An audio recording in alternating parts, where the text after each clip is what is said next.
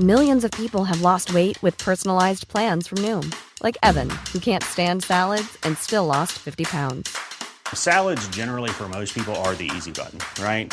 For me, that wasn't an option. I never really was a salad guy. That's just not who I am. But Noom worked for me. Get your personalized plan today at Noom.com. Real Noom user compensated to provide their story. In 4 weeks, the typical Noom user can expect to lose 1 to 2 pounds per week. Individual results may vary. I'm Sandra, and I'm just the professional your small business was looking for. But you didn't hire me because you didn't use LinkedIn Jobs. LinkedIn has professionals you can't find anywhere else, including those who aren't actively looking for a new job, but might be open to the perfect role, like me. In a given month, over 70% of LinkedIn users don't visit other leading job sites. So if you're not looking on LinkedIn, you'll miss out on great candidates like Sandra. Start hiring professionals like a professional. Post your free job on linkedin.com/spoken today. Many of us have those stubborn pounds that seem impossible to lose, no matter how good we eat or how hard we work out. My solution is PlushCare. PlushCare is a leading telehealth provider with doctors who are there for you day and night to partner with you in your weight loss journey. They can prescribe FDA-approved weight loss medications like Wegovy and Zepbound for those who qualify. Plus, they accept most insurance plans. To get started, visit plushcare.com/weightloss. That's plushcare.com/weightloss. Hello folks, welcome to Wargaming Month here on the Napoleonicist. A very quick reminder, smack the like button, remember to subscribe so you can find your way back, and leave a review on Apple Podcasts. It'll take you a few seconds of your time. It'll make a massive difference to me and my ability to reach a wider audience with the details of the work of my fantastic guests. If you are willing to go just a tiny bit further and dig into your own pocket, and believe me, I completely understand if you're not up for that, you can do so in two ways. You can become a regular supporter via Patreon, different perks in each tier, check the link in the description for more details on that, or if a regular subscription isn't your thing, you can leave one-off tips via Ko-fi. Again, the link is in the episode description. Whatever support you're able to offer, as you know, I am massively grateful, and enjoy the show.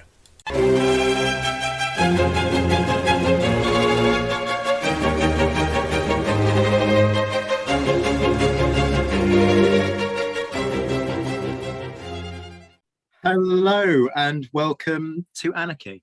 Quite frankly, you are here for another episode of the Napoleonicist as we debate the greatest wargame of the Napoleonic era, or on the Napoleonic era more accurately. I say the anarchy has started because it truly has. Let me give you the lineup of my guests. I am joined by the author of Bullock's Grain and Good Madeira, Josh Provan, Master of Adventures in Historyland, because it's been, all of about 5 days since I last had Josh on the show. So Josh, great to see you, my friend. How are you doing? I'm doing very well. I've accrued a new nickname in the last 10 minutes, so this is good stuff. We'll get to nicknames in just a second. Chuckling in the background is Ed Coss, Emeritus Professor of Military History at the United States Command and General Staff College, and, as I'm forever saying, the author of the exceptional book that is All for the King's Shilling. Ed, welcome back. How are you? I've also acquired a new nickname, so I am just wonderful. And part of the reason I suspect that we're all acquiring nicknames tonight is that we are joined by the Napoleonic commentator and author Conrad Kinch. Conrad, you're a newbie to the Napoleonicist, but I'm placing all of the blame for the anarchy squarely at your door. How are you doing, my friend? I am very well, and as always, I am the death of good intentions. A hell of a way to introduce yourself. And last, but by no means least, we are joined, ladies and gentlemen. I am very pleased to say I've finally convinced her to join us on the Napoleonicist. The queen of naval Twitter is in the house, the naval researcher, master of all things to do with Nelson's Navy. Kate Jamieson is with us. Kate, good to see you. How are you doing? Hi, yeah, good, thanks. So I said at the start that we are going around the room giving ourselves, well, actually, no, I tried to give myself a nickname and got told I wasn't allowed to, and then petulantly stamped my foot like the diva that I am about this. Yeah. Josh is now giving the orders on this podcast. I'm not sure It's you're aware of lash. the fact It's that. lash forevermore. Hang on. I've got the mute button here. See what I mean about the anarchy? It's all gone to hell. Lash So your apparently wife. I'm Lash. Ed is just dying in a corner. Josh, you are Bullocks. Apparently so, yes. Bullock. Just Oh, Bullock. sorry, Just Bullock Bullock, yep. singular. Okay. Full of bullocks, but He Yeah. talks a lot of Bullocks, doesn't he? I do. Yes, yeah. I'm going to make my career out of this. Ed, what was yours? Shilling. Oh, of course. Oh, you're the one who started it off, wasn't it? We hadn't got to Conrad yet. Conrad. Conrad now suddenly doesn't look Suddenly quite silent. He doesn't get to give himself Well, one. You see, the thing is, I can't, so you have to pick one for me. Exactly. That's right. Is it too obvious to go with cat face? That sounds like an insult. Okay. Litter. Well, Based to be on- fair, it could be better. It could be cat's arse. Could be litter box. It could be litter box. It could be litter box. Although I was once told by a very, very angry man at a football match that I had a face like a pig's abortion, and that is an insult that has stayed with me, and I will treasure it. I'm voting for litter box because it just rolls off the tongue. Litter box, yes. Why not? It would be unkind of me to make a casting vote in this situation, wouldn't it? It's 32-1, so. Litter box outed. Litter box Kinch. Okay. The wild bunch ride again. This was not how I expected this episode to start. For those of you who aren't familiar with how these normally work, but as you can hear, all rules have gone out the window tonight. My guests have 5 minutes to make their pitch on their choice of the greatest war game, but crucially, they have to make the case of why that is the greatest. I will then ask some willfully acerbic questions, as is my way, before we open it up to the floor. And we're going to dive straight into the deep end, and I'm going to go to Ed. Shilling. I've had the recent realization that I've been doing this for almost 40 years in regards to wargaming.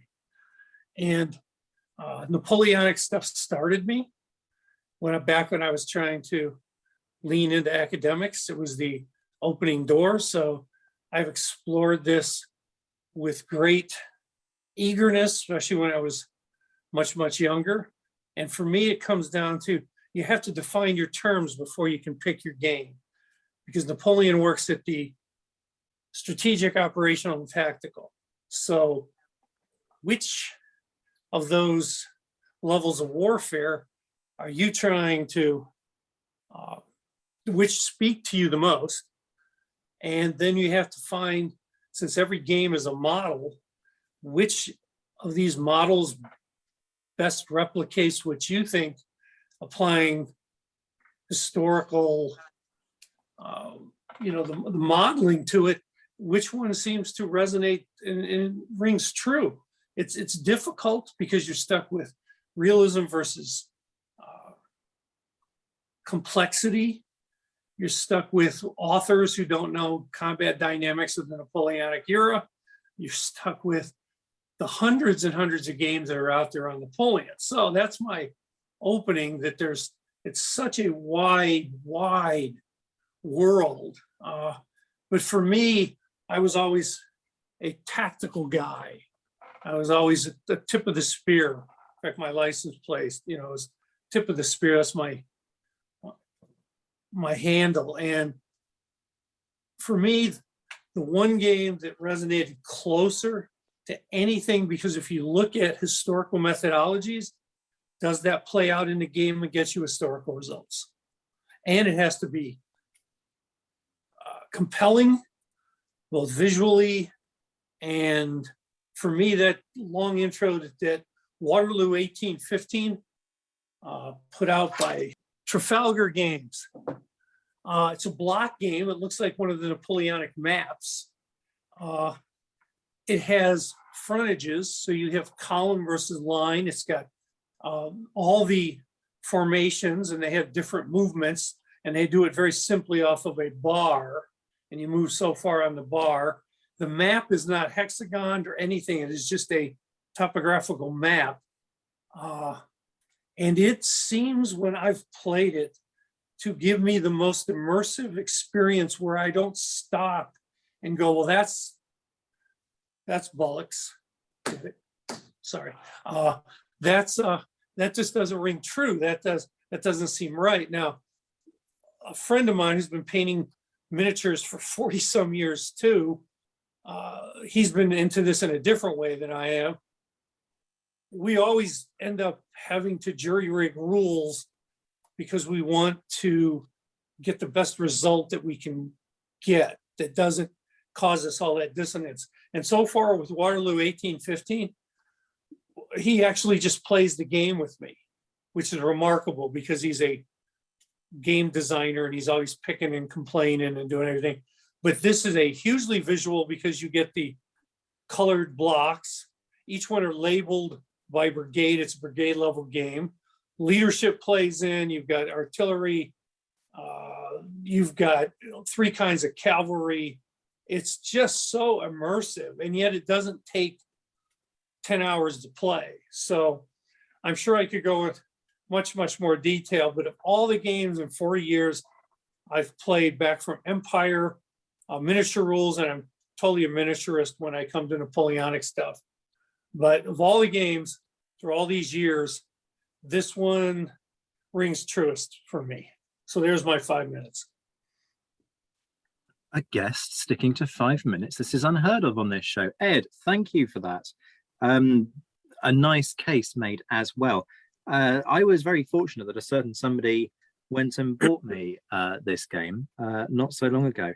It is stunning in terms of its, I want to say complexity. I'm not sure if complexity is quite the right word, but attention to detail is absolutely up there. It's one of those where you could, if you struggle to visualize how the deployment at Waterloo changes over the course of the day, the fact that, as you say, you've got these brigade level tokens means that you can actually just use this as a learning exercise, and you can start to move these brigades around and visualize, for those who need that kind of that ability to see it in front of them, as I certainly do, visualize how deployment changes and get a much better sense of placement of ground, and therefore a much better understanding of Waterloo. So just as a, if you just put the rules to one side for a moment, just as a thing to own and a thing to have, it's a lovely game. In terms of questions, I'm quite stuck for questions. This is not a phrase you often hear from me. You say, well, exactly. You say that your board game designer friend is just quite kind of content to sit back and play the game. There must be things about it, though, that occasionally you kind of go, yeah, but, you know, we often talk about things like biases towards particular nations. I'm sure we're going to come across the discussion of to what extent are the French overpowered in each of these games. Do you kind of come across any things that you go, that niggles? Well, the fact that there are no light troops at all, no skirmishers, no like that's an issue. But then this friend who's also been trying to create his own Napoleonic set of rules for miniatures for 40 years. And sometimes he throws them in and sometimes he has to throw them out because when you get another level of complexity, that adds time. So he kind of complains about that a little bit, which is ironic again, because sometimes he goes, we haven't had that many issues. Sometimes we stop and debate. Now, my friend is a brilliant guy. He's the most creative painter of figures. He has, we missed the deadline, 2015. He's been painting Waterloo figures. He has almost 10,000 painted at 20 millimeters. And they're the most remarkable things with each standard hand painted. They're crazy. But he will stop and consider these things. And he hasn't read extensively because he's been more into the painting and what the uniforms look like. So he has his preconceptions, especially about order systems. And so he'll stop. And his big complaint was the French the corps can kind of move like they want to move. So, well, yeah, they've got a generalized, decentralized order from Napoleon, and a lot of things can go wrong. So he didn't want a commander, because he was thinking about playing this with like 4 people. He didn't want to have a commander have writ large to do what he wanted to do, but you kind of do. So that's been our biggest argument, is the order system, or the lack of order system. And equally, in terms of accessibility, how easy is this for you to just, if you've never touched one of these games before in your life, if you're coming to this new, how good is this as a route in? What's amazing, including a sequence of play, that this whole thing only has 16 pages of rules. Back in the day, we used to have 100. So I would say that if you had seen the West Point Atlas series, if you'd seen the map series, and you'd read some of David Chandler and some of Alan Forrest, whatever, and you've just had a generalized conceptualization, even if you'd read some of the Sharp stuff, which isn't always the most accurate, but if you had created some mental pictures, this, I think, would help you because of the frontages, and you can go, oh, a column takes up this wide, which is why if I have to go through the Haisson, I've got to go in these tight columns. I can't spread in the line.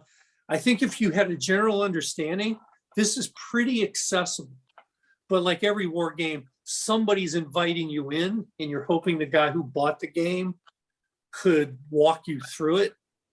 But I don't find it to be terribly difficult. Or most of the Napoleonic tactical games are 3 times this or 5 times this, and this more complexity in regards to rules you have to fight through. Conrad wants to come in with a question, and who am I to stand in the way of the guy who has allowed anarchy to reign on the Napoleonists tonight? Conrad, take it away.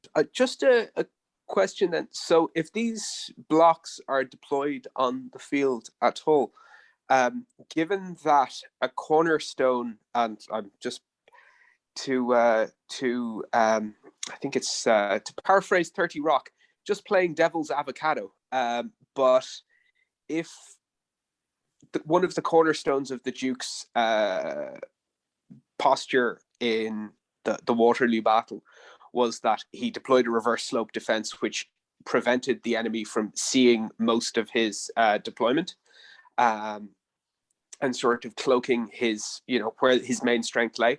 Is it possible to do that in this game? Yes, or and does the player have? Sorry, go ahead. Or does the player have a god's eye view?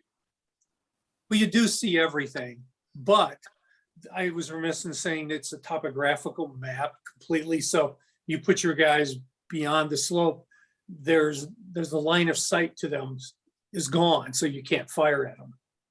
But unfortunately, you know that they're there. And I have never seen a complete Napoleonic game with that hidden movement, nobody's quite figured that out, even with computers, how to make that rock.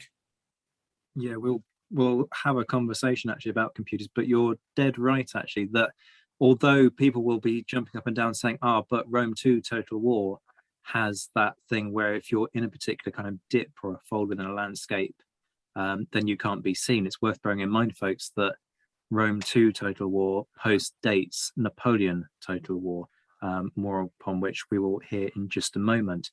Josh, I'm going to throw it over to you in terms of questions. Any thoughts on this one? Well, being a general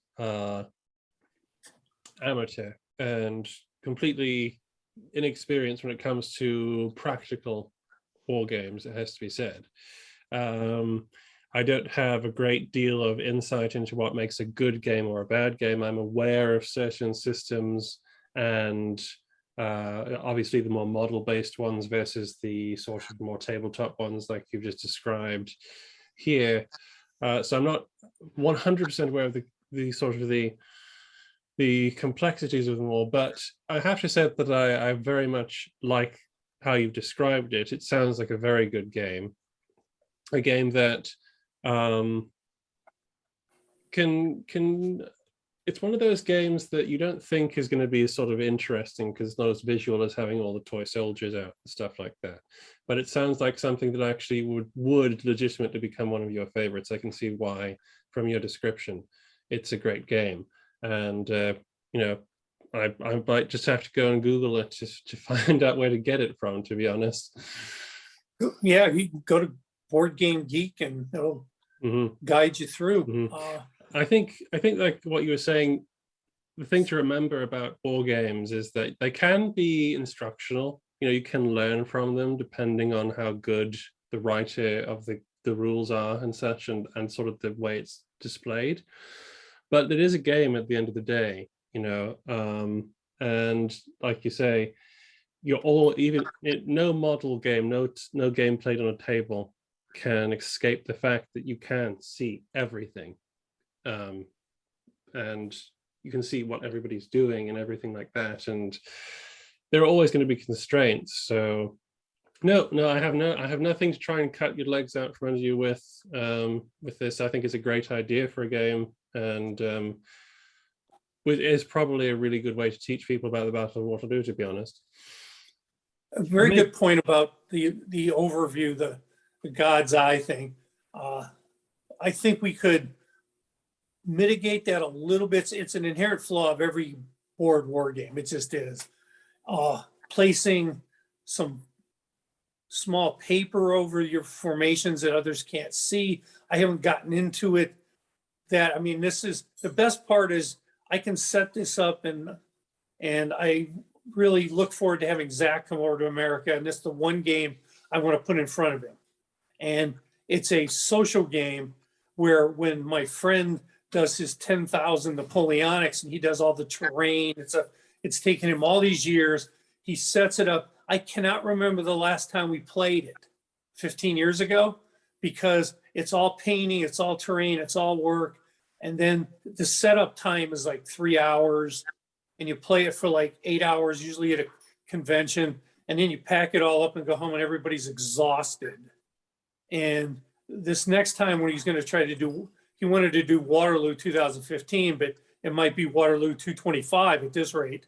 But if we do it, we want to get it set up someplace where we could have it set up over multiple days so that the fatigue of the players, and he does a lot of he overviews it. So if you can't see a unit, he doesn't put it on the board, so you don't know it's there. He's got his own hand map. It's really fascinating how he does it. It does add a whole level of realism to the game, and you find out that and I hate to be gross about this, just a phrase, that their sphincters get really, really tight when suddenly they don't have that top-down view.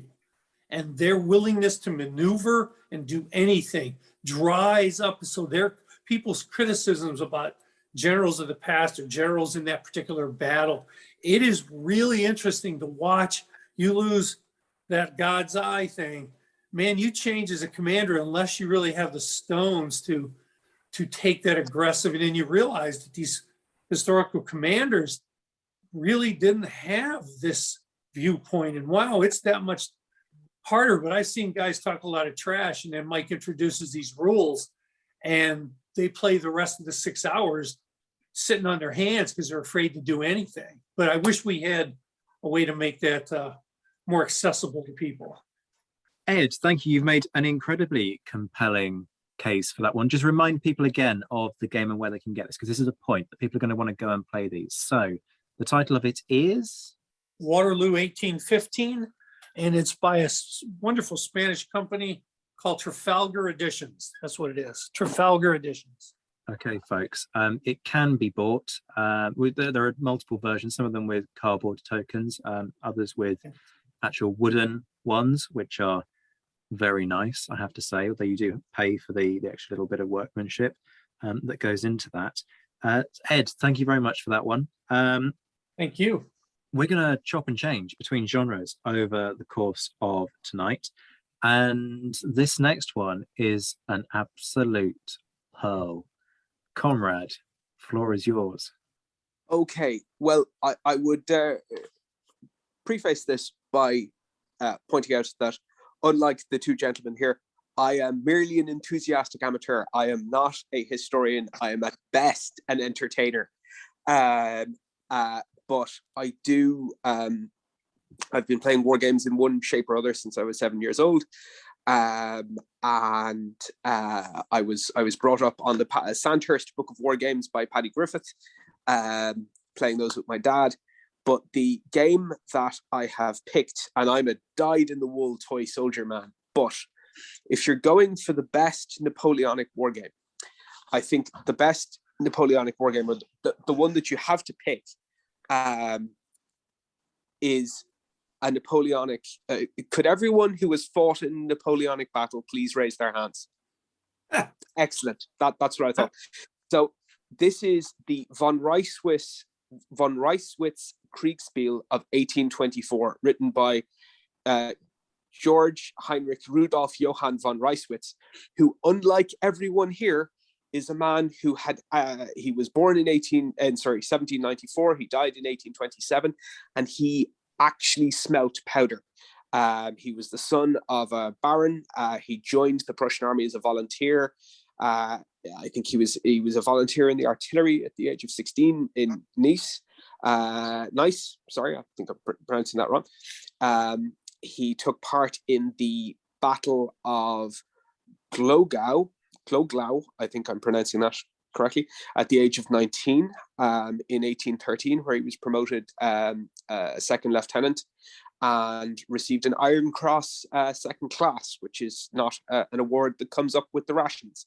And his father had worked on this as the idea that it was a game that could be used as a training exercise.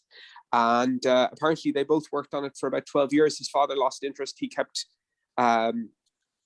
working on it. And essentially, it created the idea of the Kriegspiel. I mean, he's known as the sort of one of the creators of wargaming, or the godfather of wargaming. And what you have is a quite detailed game played on a topographical map with little wooden or metal blocks of the appropriate size, reflecting I believe the original was played on a map that was 1 to 8,000 yards or meters. Or he makes reference in the introduction to a decimal zoll, which is a unit of measurement that I'm not familiar with. But this game is available. It's available from the War Games company Two Fat Lardies, translated by Bill Leeson. It will cost you £10 sterling, and if you do nothing else, just reading it is worth a look to see how someone who had actually fought in a Napoleonic black powder battle thought about it. Now, it can be criticized. It uses 2-minute turns. It's quite in depth in terms of, this is the amount of firepower that you can put out over a period of over this 2-minute turn. This is how effective it's going to be, and so on. And these were all based on a mixture of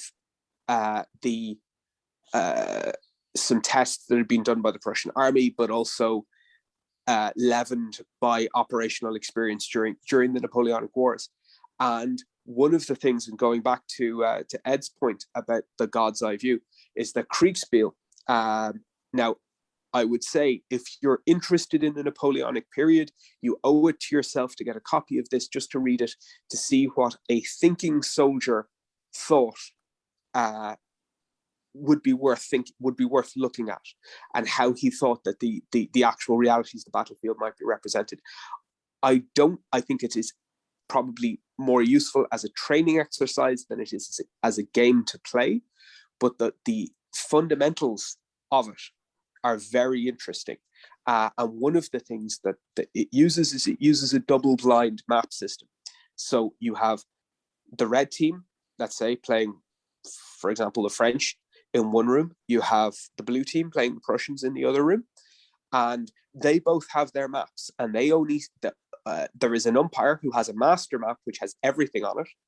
And the umpire only gives the each side the information that they have seen. And Ed is absolutely right. I've been running Kriegspiels not using the 1824 rules, but using the free Kriegspiel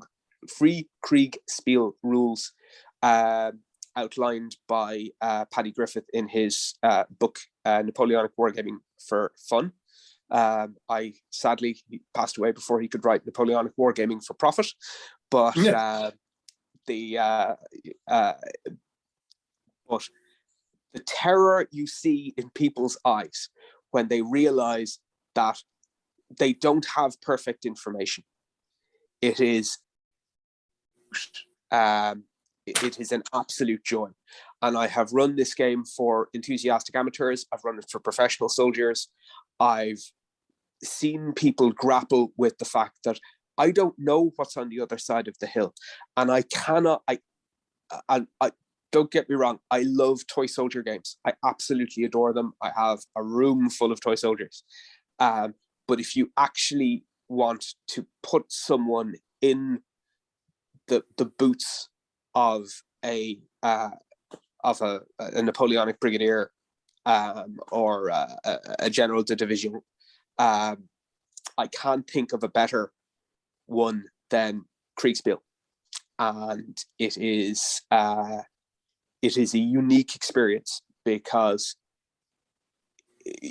there are means of adjudicating fire, there's means of adjudicating movement, but everything else, the movement of orders. One of the things that I found that people have really had difficulty grappling with is understanding that intelligence has a sell-by date. And yes, a courier has arrived and given you this information, but that information is only accurate at the time that it was sent, and that you have to account for the period of time it's taken the courier to get to you, and so on. And particularly with large scale Kriegspiels, I think Josh, you played a core level one, quite simplified one, which you had to think of your logistics because you were drawing on your base. But in terms of, as Clausewitz said, I think one of the key aspects of battle is determining what kind of battle you're in and what the nature and extent of that battle is. And Kriegspiel brings that because it has the uncertainty, it has that element of the unknown, and learning to grapple with that is a key skill in learning to do that well. Now, obviously, it has its limitations. It is a training tool rather than a game. I don't think it's particularly accessible. I have literally never run it rules as written, but it is something that has informed my understanding of black powder combat and the period, because there is no other. That's I think it's unique virtue. But that's my case for the 1824 rules. I suspect that we might as well just all give up and go home now. That was well put, and boy, what a belter of a contender. Like you say, it's hard to argue with the fact that this guy was there. He'd seen it, and so he's trying to generate something that builds upon his experiences of war, and that's hugely compelling. And I would echo what you said in terms of people go out and buy this so that you can get that appreciation, because it adds a different, that's not to say that it's the same as reading a memoir. Memoirs have their own flaws and their own issues, but in terms of understanding how somebody at least tried to go about replicating these things and kind of drew on that experience, it's a hugely valuable exercise. You kind of tapped on my only significant question on this, but I'll ask it anyway. In terms of endurance, how popular is it? I am reliably informed that publishing the rules themselves, I think, are a tenner, the specific maps that were used by the Prussian army, there's the Meckel map, which they don't actually reflect any, they are a made-up map, which was effectively developed as a training exercise area. But I've played it on Ordnance Survey maps and whatever else I had to hand. Anyway, that's neither here nor there. But to get a set, you'd have to buy the blocks and then the map. But I know, you can get a sense of it. I mean, you could literally play it on a map with pencil. I'm currently playing a Kriegspiel at the moment using a magnetic notice board that I stole from my wife, and I've just cut terrain out of bits of construction paper, stuck it on, got bits of fridge magnet at the right size, cut them to size, and I'm currently playing a sort of fictional 7 Years War battle on it with some pals. So it is what you make it. But I think if you want, actually, firstly, I would say get the 1824 rules. But if you actually want to play a game, I would recommend Paddy Griffith's Napoleonic Wargaming for Fun, which includes several Kriegspiel rules, but it includes a core level Kriegspiel that's probably a bit more accessible and easier to work with. I won't inquire whether or not you're sleeping on the sofa on the basis of all the stealing you've done from your wife in terms of her magnetic notice board and all of those fridge magnets. And instead, I will throw it open to the rest of the group. Josh, thoughts on this one? Well, unlike Schilling's pitch, I've actually played Kriegspiel, courtesy of Mr. Kinch here. Our good friend who I got a random message one day. Do you want to play this war game? And I said, sure, whatever. The first one's free. Yeah, exactly. So through the auspices, it has to be said, disclosure of our good friend and compadre Litterbox here. I did get to play a Waterloo core level Kriegspiel. Where I was the cavalry commander, so therefore I had very little. I mean, I didn't have much to do. I was under orders of everybody else pretty much, and got massacred. Wasn't my fault. I just died gloriously. That's what they all say. Yeah, that's what they all say. You went and did a nay, didn't you? Be honest, Josh. I was literally taken from the field. I don't know what happened. No, but it was fascinating. Yeah. Like what Ed was saying before, and what we sort of brought from the Waterloo game of it probably being a great way to teach people about the dynamics of how forces move, why they move, why some people seem just stupidly cautious and not wanting to commit themselves, why concentration of force is so sort of delegated to in the 18th and 19th century and things like that. You really get to understand that. And with Kriegspiel, the way we did it, which was admittedly without any pieces of paper, it was during one of the lockdowns and we had to do it through cameras. It emphasizes so much communication, fog of war, why you prioritize routes, the way you move troops, like you say, the sell-by date of information, and the one we did, which was based on Waterloo, you had the Prussians, the British, and the French, and everybody is disconnected. We didn't know where the Prussians were, we didn't know where the French were, and it was fascinating, and it really did chime with a lot of, I have the advantage of having read a lot of books about Waterloo and about warfare in the 18th and 19th century, and it was clicking all the way through. That's exactly why he did it that way. That's exactly why he was worried about that. That's exactly why that's the pace of warfare and everything like that is in this system. So yeah, it's a great choice. And I'm not going to argue with the Prussian general. This is almost unheard of. Josh, is not asking questions. What's happened to Bullocks tonight? I don't know how to account for this. Ed, He's lost them. Oh, I'm sorry. Bullocks. People have to, I'm totally on board because I've gotten to do this before. This is the genesis of all modern war games come out of this thing right here through the Prussian school. This is how they wanted to train their generals. This is that deal with uncertainty, Clausewitz's principles. They wanted to drive that home. Okay, you think you know this, but now the bridge is out. Now what are you going to do? Where's the enemy? How you can use it as a sorter too. Which of your commanders start showing you the kind of initiative and process. Love playing these. We did them at the Command and General Staff College. Now the problem with it is you need 3 rooms, a lot of time, where the game I offered was just where you and I could set it up, play it across a kitchen table. But when we played, I was fortunate to my next door neighbor in the office, gentleman by the name of Chris Carnes, was a master tactics instructor at CGSE. He also ran the Sims, and he did this mostly out of his own initiative.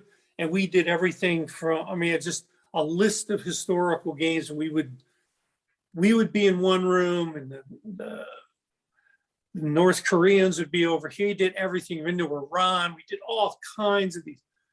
And we found out some pretty remarkable things when you take away that vision. That's the beauty, and that's the purpose of this war game. And then, this particular choice is splendid. But we found that when we put people in various leadership positions, students, these are professional captains, majors, lieutenant colonels, and you put them in positions and they don't have total understanding of what's going on. There's a big thing that the Army focuses on. You got to give everybody commander's intent. You got to give them the whole thing of what you're trying to do, not all the details, but what's the purpose? So that when you're stuck over in the corner and things aren't going well, you're not sure what's going on, you will adhere back to that one purpose. We're here to defend the village, and we're to press and people just fell apart. It was chaos often, and it was wonderful chaos. But we had a couple of Sims. We're so proud of it. We had a nurse, and I believe she was a finance officer, and they became the hammer and the anvil. And you would never have guessed from the start of this sim that they would have been able to envision where the enemy would be, what I need to do, how to use this terrain. And they took an actual operator, a guy who does this, and one of them pinned him, took away his routes of escape. And the other one came in from the flank and hammered. And you couldn't have laid it out any better. And we got a nurse and a finance person.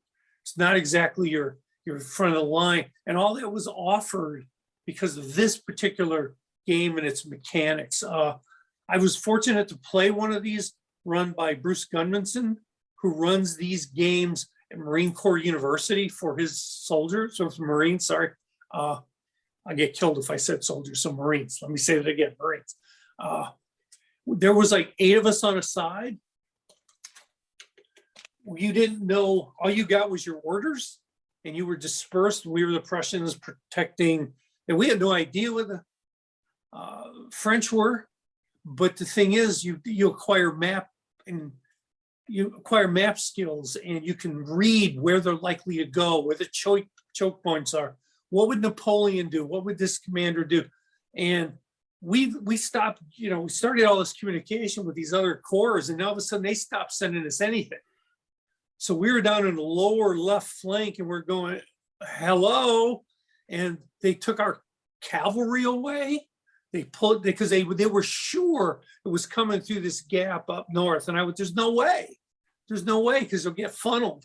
And son of a gun, if they didn't, all the French army come through the very part that we picked to defend. But we had dug in, and the Prussian victory was we slowed up the French advance. But nobody knew how all this was working and why they were able to escape, because they didn't even know where the French army was. They just got word you need to evacuate back to Munich or whatever it was. And it was one of the most compelling things I've ever done. And it was a tool but it was also a game. And to sit with my partner, Chris Carnes, and he and I co-ran that thing and run ideas back and forth. I can't recommend a game better than this one but you got to have people, and you got to have somebody who knows how to run it, and probably the game. We seem to have agreement in the house. This is astonishing. We perhaps have a winner. I hate to hedge our bets, but nicely done, Conrad. Thank you very much. We will now hand over to the master of adventures in Historyland, the great owner of a ponytail. And what a ponytail. And what a ponytail indeed. Bullocks, what are you championing tonight? Well, Lash, today I'm going with one that is it's the popular choice, we'll call it, of the moment, because it's a computer game.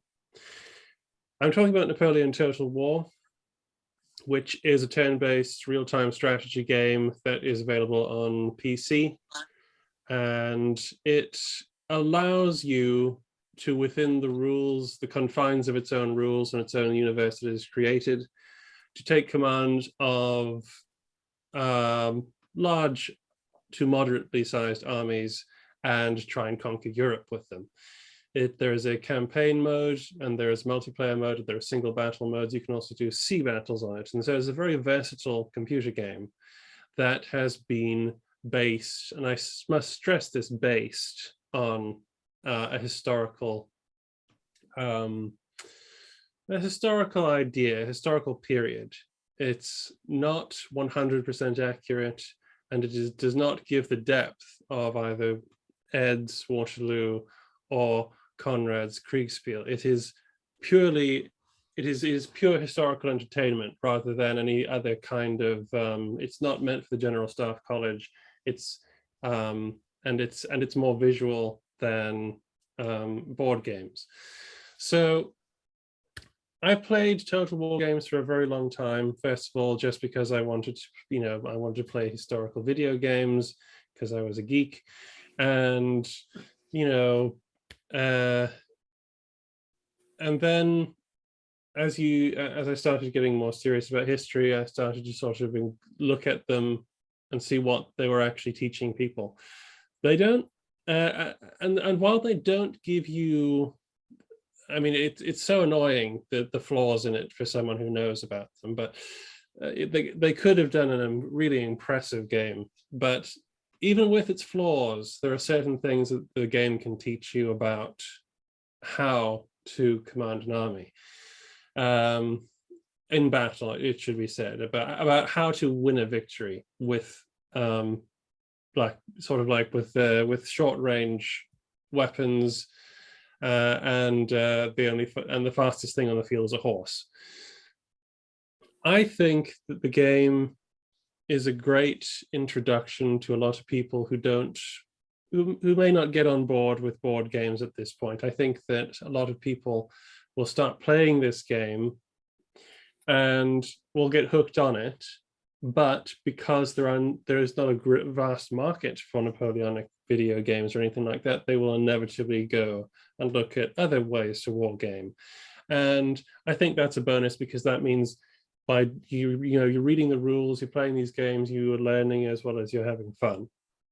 And that'll get people into the Napoleonic Wars and military history like this. Why is it the best Napoleonic game? Well, because at the second, it has the benefit of being a single package. As much as I love painting toy soldiers and collecting them and things like that, it takes a long time. You need another person immediately with you to play the game. You need to have someone has to know the rules, so it's an investment. A lot of younger people can't do it or need to know someone older to help them and stuff like that. So I think that it has that bonus that it's a complete sort of strategy playing package. The second thing is that although it is not a battle simulator, and nor is it a strategic simulator. It misses out. It cuts out a lot of stuff about logistics and all sorts of stuff like that. Simplifies things right down.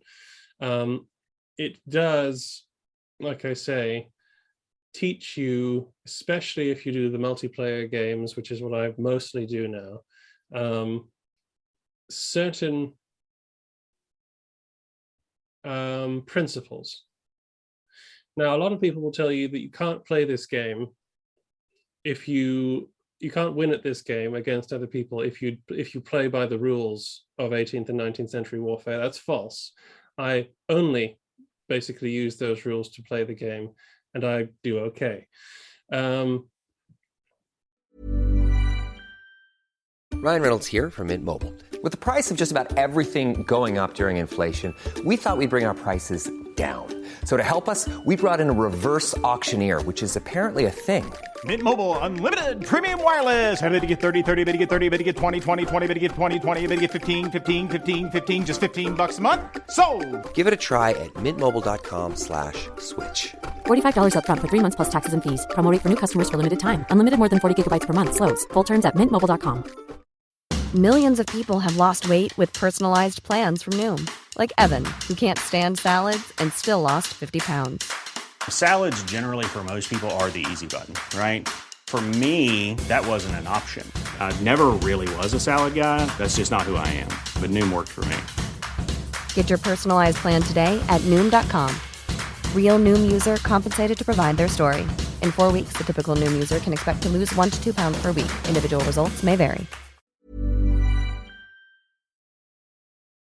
It's not that games have to teach you anything, but if it's based on history, you do want to think, you do want to engage a part of your brain that sort of helps you along with understanding how things work. And Napoleon Total War does do that, because if you want to give yourself the best chances, and in war, a real war, everybody is basically only trying to give themselves the best chances.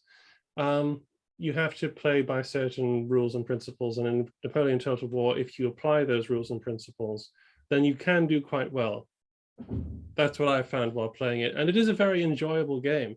It's great to have that sort of immediacy, the sort of, it's sort of the trope of the 21st century, that it's sort of immediate gratification. But yes, you do have thousands of men at your command, all dressed basically how they should be dressed, in a lovely visual terrain, and you don't know what, and in the multiplayer, and to an extent in the AI, you don't know what the enemy is doing. You do have to take advantage of your opportunities. You do have to win a battle, and like I say, there are some Napoleonic strategy games on for video as video games, but this is the best one, and for that reason, I think it deserves a fairly high place, even if it's not like traditional wargaming. That it deserves a place somewhere in this. Well said, Josh. Full disclosure, I put Josh up to this, and I basically kind of leaned on him and said, "You will do Napoleon Total War, won't you?" Not least because, as folks will hopefully have noticed from the announcement at the end of the last episode, there is a mini series going out on the Napoleonicist YouTube channel where we have tried to bring you an indication of how the game works, how it plays, the flaws within it. It has to be said, and I apologize for this, that there are issues with the video feed of the gameplay itself. It's ultra laggy and it jumps and judders the whole way through. There's nothing that we can do about that because we've spent 4 hours worth of recording time to get to that point alone. So with the best from the world, we are not doing that again. But yes, it's a fun, it depends on what your definition of a game is, right? And for a lot of people, a game exists to be fun. And more than anything else, absolutely, it ticks that box. Yes, as a historian, I sit here and I go, French overpowered. And this is the sort of thing that we've discussed within this mini-series.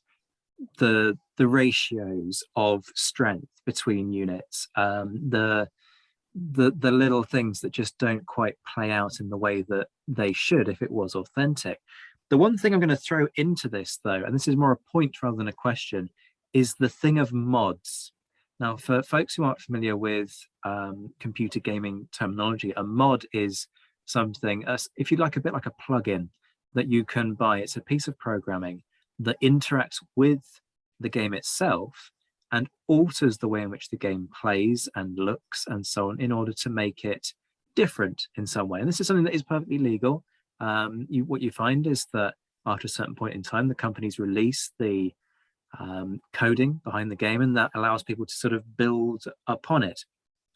And with that comes arguably a greater element of realism. And there is a lot of love for some of the mods out there. So if I'm going to turn this ramble into some kind of a question for Josh, do you think the mods add anything? Is there any kind of recommendation you would make on that kind of score?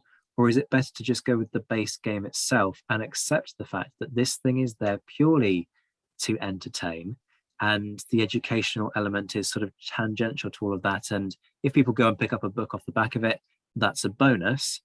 But there lies the point. It's a bonus. It's not the raison d'etre. As far as I've seen with Total War mods, and I am generally one of those guys who just buys the vanilla game and then sticks with it. So I'm lazy. What they tend to do is they do is that they make the game look more accurate. So I was saying before, the Napoleon Total War in itself is a kind of a pastiche of a Napoleonic army.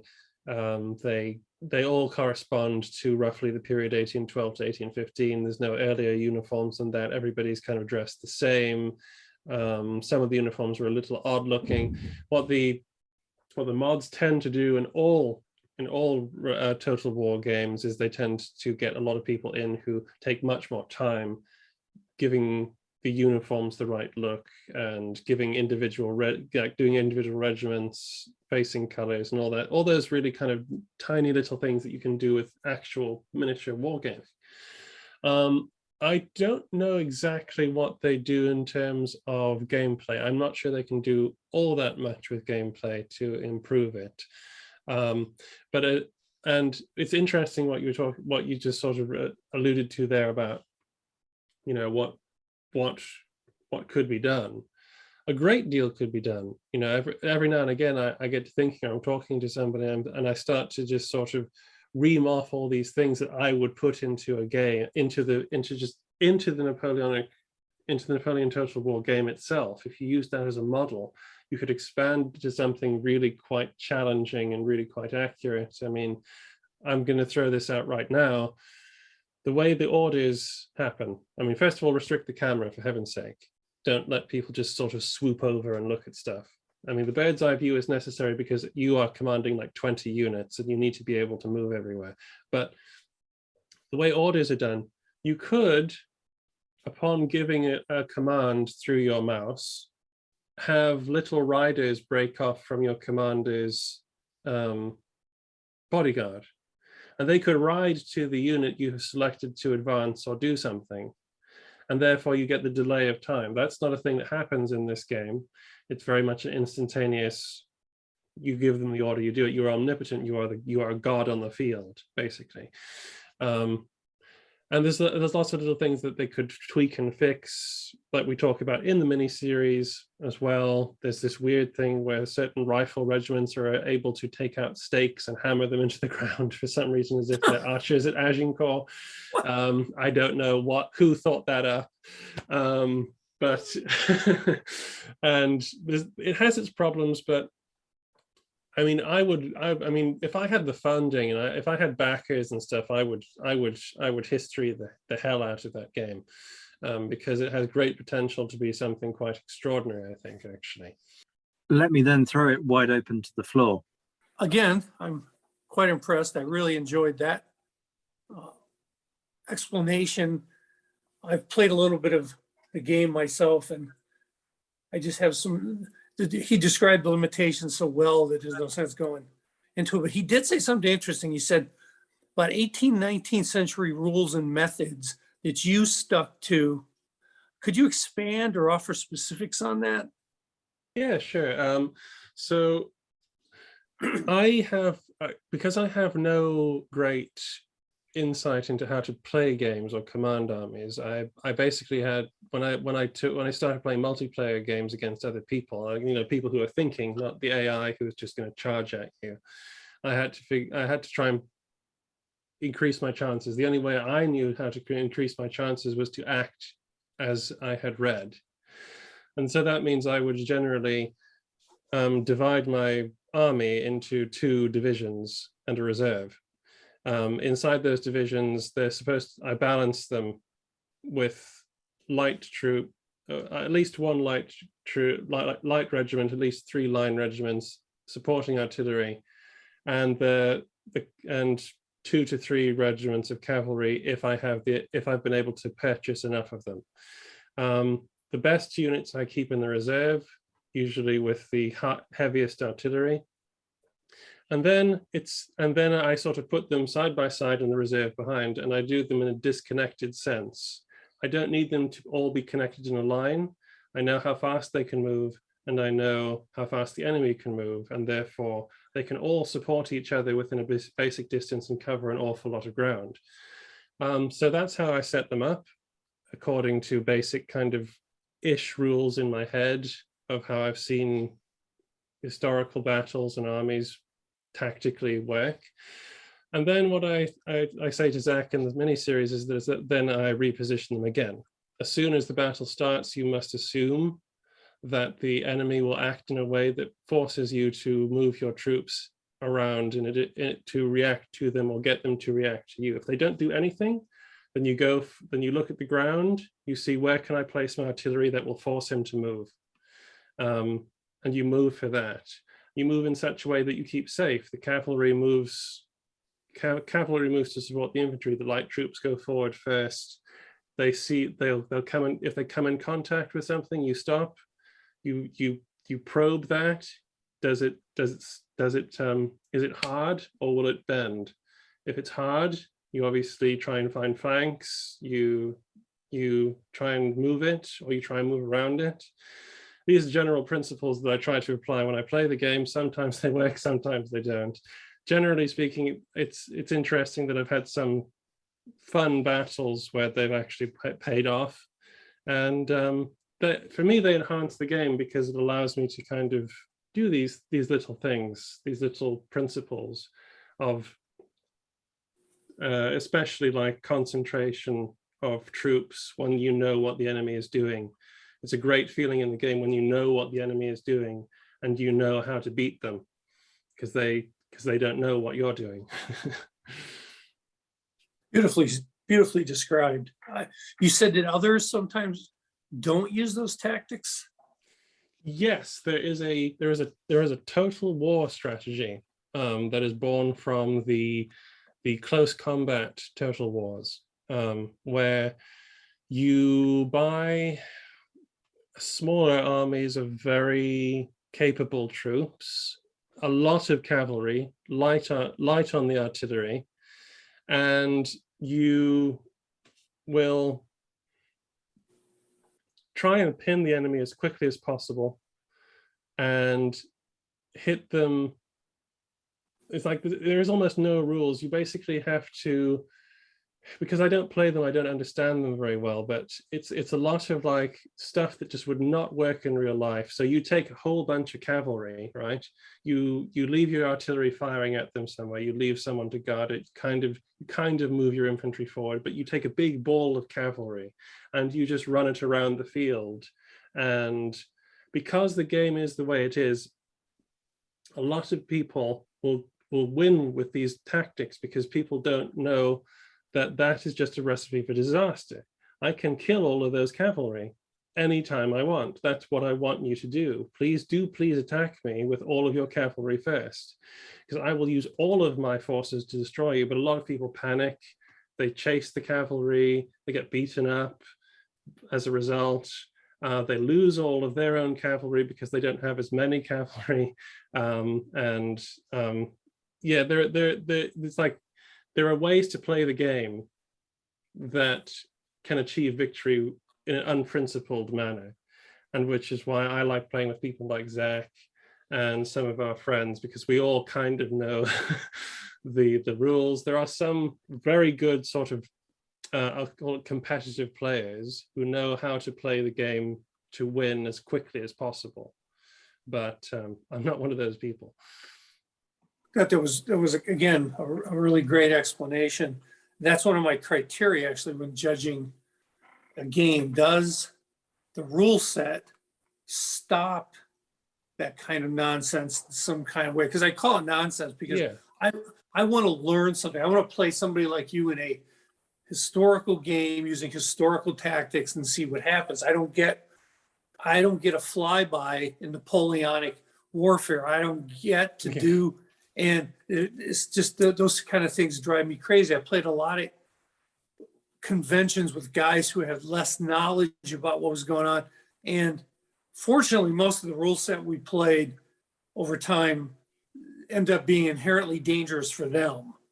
But I found it irritating that they have this one guy insisted on, but we did a lot of medieval stuff, which is basically chaos, right? So knowing medieval warfare is chaos and half the stuff launches without even an order, he would buy a ton of poor quality stuff. I mean, a ton, and have this cloud of guys going, and you would go, what are you doing? And so you spend 3 hours sorting it out and beating him. But in the end, I didn't learn anything and he didn't learn anything. He says, no, I should have just bought more bad troops. No, armies, no. So I admire how you're trying to bring a level of historical understanding to the game. So good for you. Well, thanks, Ed. That's really nice of you to say. And I think one of the strengths of the game is that you can kind of make it what you want it to within the multiplayer aspect anyway. Yeah, I mean, I hear a lot of what you say. I'm surprised what you say about the lack of artillery there, because my thing is strong artillery and then all elite as far as possible. And then particularly against the artificial intelligence, which is always my bugbear with these games, the artificial intelligence is not intelligent. It is a misnomer. It is as dumb as you could possibly imagine. And they just love a frontal assault. And it's easy, but it's quite irritating. Conrad has been sitting very patiently, waiting to jump in on this. Conrad, your thoughts on Napoleon Total War? I think certainly of the Napoleonic computer games that I've played, and Josh is absolutely 100% on the money in terms of spectacle. I don't think it's been bettered. I mean, if you want something to look like a Vernet painting, you're going to the Napoleonic Total War is the way to go.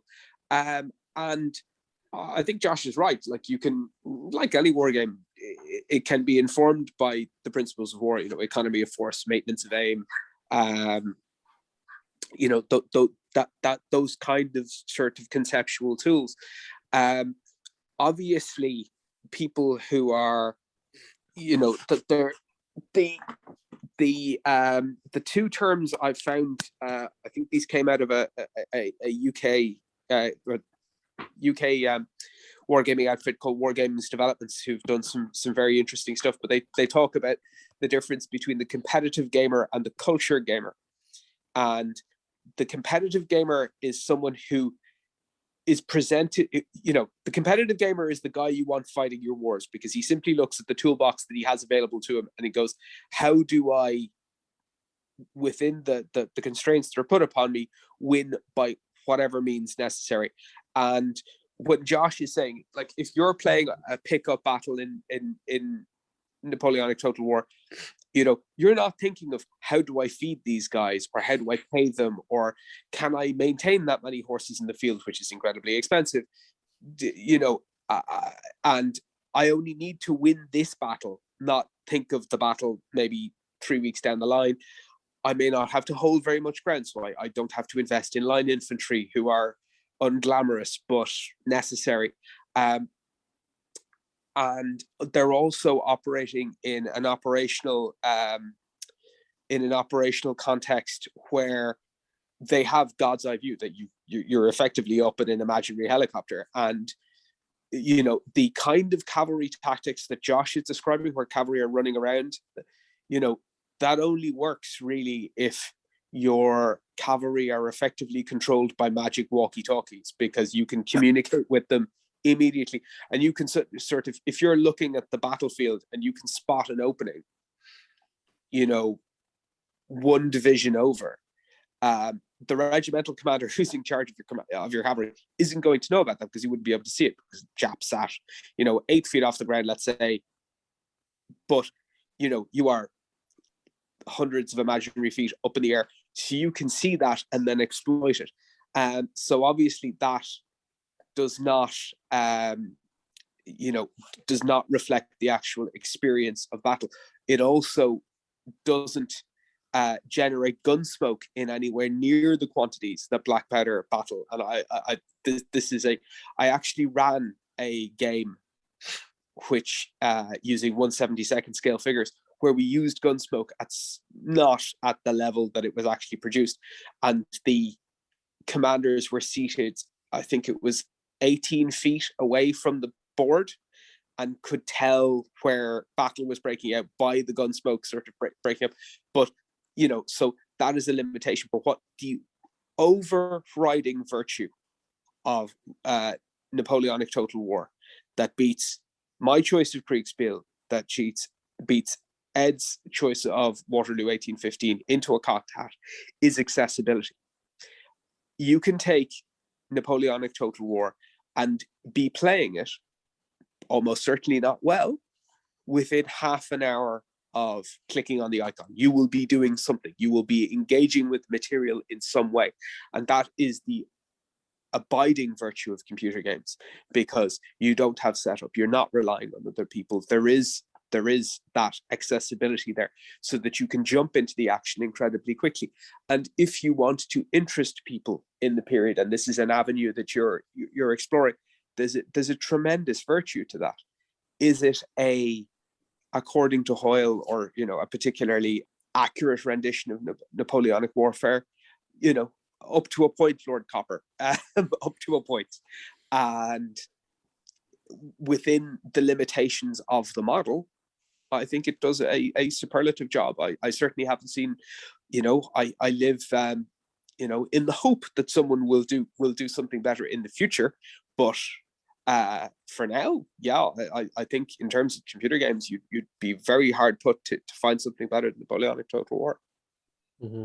Yeah, I think so. That's fair. And we haven't talked about the campaign maps in Napoleon Total Mm-hmm. War, where that's the only part where you get to care about sort of the movement of places, and you because the way it's run, you care about the resources of the faction, of the nation, not the army, which is not the same. And so that's why that's why I kind of tend to talk mostly about the multiplayer aspect of it, because that's its strongest. The sort of the campaigns of the game are very much more sort of just for entertainment, really, to get the armies to fight each other, to be honest, is how that works. But yes, that's why I was happy to accept Zach's idea to pitch what is most certainly not the most accurate of the game of Napoleonic war games, but is like the most accessible. But that is, after all, the point of these greatest discussions, that you choose your own parameters. The one thing I would say about the campaign is there is a very obvious and very simple strategy to make the campaign work to your advantage, which is find the weakest provinces of your enemy, go in with your large armies, take those, you then suffocate the enemy of resources, and job is good and their army collapses, sort of thing. Which, once you come to that realization, it does make for a slightly repetitive sort of style of gameplay. But we shall move on. Thank you for that. Oh, Ed, yeah, by all means. Just one I'm hearing a give and take, the accessibility, but you really don't know who these people are, right? That you're playing against, and you don't interact with them. You don't facially see their conundrums and their reactions. And so one of the bonuses of miniature gaming or board gaming is that the immediacy of playing with it, the social aspect of playing with another person in the room, whether it's a big room when you've got 6 people on a side, whatever. I kind of like that. I'm willing to pay something to get that in the room, even when it's harder to arrange. And I'm finding that as my friends have gotten older and we spread all over, boy, is it hard to get like this thing that Mike has tried to paint for 40 years. We're figuring we need 4 or 5 commanders on a side. I have to find 10 people are willing to commit over multiple days who have the same obvious desire. It's a very good point. The social aspect is something that you really have to bring to Napoleon Total War. I play with Zach and my friend Jimmy Chen and a bunch of other people from history, Twitter, so to speak, quite regularly, semi-regularly whenever we can. And so you get that sometimes. But if you're just on your own, then you kind of just playing strangers. Sure, sometimes you'll make friends through this because you'll recognize people who come up every now and again. But it misses a social aspect for certain. Once again, this has been oddly harmonious. I'm not seeing the sort of from the anarchy that we began with. I didn't expect this to go quite so smoothly. Conrad wants to come in and reinstate the anarchy. Yes. Firstly, I'd just like to say that Ms. Jamieson, that language is uncalled for. I resent the implication, and I would like you to withdraw that comment immediately. Neither I nor my cat are that comment does not represent us in any way. Those things were perfectly legal in the countries in which they were filmed, and I'll thank you to keep a civil tongue in your head, young lady. Such scurrilous libel, Miss Jamieson. I need to explain. Poor old Ed is speechless. I mean, I think has Zach I'm dropped offended. I'm so offended. I can't find the words to express I'm appalled. Emotional mood now. This is the sort of thing which, if there was some kind of organization that oversaw podcasts, would probably get the Napoleonicist taken off of the air. Allow me to just explain why we are mercilessly trolling Kate. Such is the complexities of recording podcasts. Kate, unfortunately, wasn't able to join us in the room this evening, and so what you hear from Kate is retro edited in. And we did have a discussion about whether or not we were going to mercilessly troll Kate in her absence, which we had avoided until about 3 minutes ago. So Kate, if you're listening to this, kind of sorry. I'll tell you what, not that much, because it's me and I don't want to make people feel bad. I'm going to do my usual supportive one as well, which is that's a really great point, Kate. I understand exactly where you're coming from, and there should be more naval wargaming stuff going on. And her apology was accepted. All right, her apology was accepted. See, Kate's going to listen back to this and be completely baffled, because just to stitch you guys up, I'm not going to move this segment. I'm going to leave it exactly where it is in the chronology, so that Kate's section is coming up next. So none of what you said. I think she did. I mean, I was just so impressed by her pitch, weren't you? I mean, it was. Oh yeah. It was. I mean, it moved me emotionally, so physically. Financially. I feel I've grown as a person. I'm a better man. I'm a better man from hearing Ms. Jamieson's points there. Bravo, Kate. Bravo. So, through the magic of editing trickery, I'm delighted to say that Kate now joins us. Kate, you were just trolled mercilessly a few podcasting seconds ago, albeit a few days ago. Is there anything you'd like to say in response to Conrad and Josh? Josh admittedly has tried to dig himself out of a hole. Conrad doesn't seem to give much for stuff. Anything you'd like to say in response to them? I think I'll just quote Nelson and leave them to stew by saying that I'll put my ship alongside that of the enemy. Nicely done. Dignified response there. Always from pragmatic. Just with a sort of slight passive aggressive hint of, I'm going to fire a broadside into you. There's nothing you can do about it. Kate, you have a reputation for being, the god of Twitter stuff when it comes to Nelson's Navy. Are you going to suddenly surprise us and say that the greatest war game isn't to do with the Navy during this period? No. I'm very much here to advocate for the 18th century as ever. Go for it. So I'm going to say that Black Seas is the best war game, I guess, mainly because it's pretty much the only one I've played, but obviously it's all based around naval history. I think it's loosely based on a game called Cruel Seas, which is slightly more modern, but they've changed quite a lot of the rules around. You get these cool little ships. You can go from brigs to first rates. So I've got HMS Victory on my desk here. I've got Royal Sovereign, Lorient. So you can play as the British Navy, the French, the Spanish. I think there are some new rules coming in soon with some other nationalities, which will be fun, and add a few, I guess, twists into the mix. I think the thing I like about it is that you have to kind of use naval strategy in a sense. So your wind direction can shift. So you can have your ships that have got the weather gauge, so the wind advantage, and you kind of have to think about how the ships are turning, how the ships are firing. You've got your sort of compass rose and a wind compass to help you with that. You get, I'm holding it up here, you can't see it, but you get a little marker, so you can have full sails, light sails, or battle sails, which is really cool. And obviously, it kind of adjusts for the size of the ship that you are playing as well. So you've got different rules, you've got wind rules, there's another master and commander side, obviously. I have that as well, which you kind of play by, well, it's along the same lines, but you've got different ships. So you've got your frigates and things like that, so you can move a little bit faster, which I think is always pretty cool. The game comes with like a sea mat, like a battle mat. And obviously you've got card scenery and beaches and forts. You can actually buy quite a lot of little 1/700 scale forts and paint them yourselves if you want to.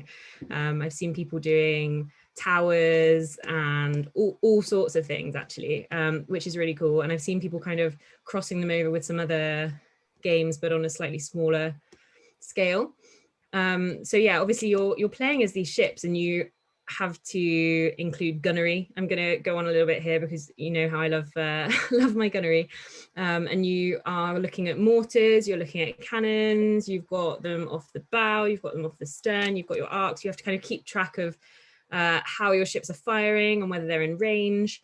And you've got different rules. So there's a rule, for example, crossing the T, which many people who know anything about Nelson will have heard of. You've got your broadsides, and the ships come with little, I don't know what you'd call it. I guess it's kind of like cotton wool. Maybe it is cotton wool, but it's kind of slightly hardier cotton wool. So you can show the smoke and the fire, which is pretty cool. And you get your damage, obviously, based on the size of your cannons. So you've got your heavy cannons, which obviously do more damage than the smaller guns. You've got carronades, you've got your mortars, and you get these cool little counters. I mean, here I am saying it's cool. Most people would think I'm a massive nerd, but I love it. Your quarterdeck's been hit, for example, or your crew have been hit. You can have a fire on board, which obviously is devastating because you don't want your magazine to go up. You can control the angle of fire as well, so you can aim high to target the masts and the sails of the ship, which is pretty cool. And you can, there's the masts have been hit, the sails have been hit, you've got your gun deck and your steering being hit, etc. And then on top of that, you also get to add the different types of ammunition. So you can have grape shot, you've got chain shot, you can double shot, and you can do, what's it called? Red hot, I think, which is obviously your slightly fiery shot, which is really cool. You've got rules for firing on forts, for the weather. Yeah, I absolutely love it. And obviously you can go from, like I said, brigs all the way up to first rates, really. I think the new rules, which are obviously introducing different scenarios, I actually helped work on some of the naval history in that book, in the new rulebook, which is pretty cool. It was a fun thing to do. But I think they're bringing in bomb vessels, maybe. I might have made that up. I don't think I made that up. But yeah, it's really, really, really good fun. You've got, it's just, yeah, I just really enjoy it. You've got frigates firing broadsides and, like I said, all the gunnery and whatnot. But you can have, you don't have to have an entire fleet. So when I started, I was going to basically have enough ships to map out the Nile. And then I realized how much rigging of the models that would involve. And they are very small and very fiddly, but they do look really, really cool when they're painted. And you can have, brigs fighting a first rate if you wanted to. You don't actually need that many ships to play. Yeah, I love it. I think it's great. I definitely think it's up there for some of the best games, I guess. And also it's my first one that I've played, and I think it sounds cool. The rules are cool. The history behind it's really cool. The book, which I don't have with me here, covers Trafalgar, Nelson, other officers. You've got the whole concept of blockades and it's just great. I love it. I think it's brilliant. And that is why obviously I am pushing it as the best game. Also, I'm new, and everyone that has played it has been really, really lovely to me and helped me. So I think the community around Black Seas is great as well. Yeah, the community thing is a really important aspect of wargaming. It's been striking. The more I've spoken to people about it, the more that's kind of come out. It's not just about the game, it's about the people that make the game fun. But there are moments when I regret that this is a radio show, and this was one of them, because your face absolutely lit up over the course of that, particularly when you said, I'm going to nerd out about gunnery and I don't even care. I can show you, no one else can see it, but look at this. How cool is this? That's incredibly kind of complex. And you've got your little, this is your angles of fire, etc. It's very cool, it's very clever.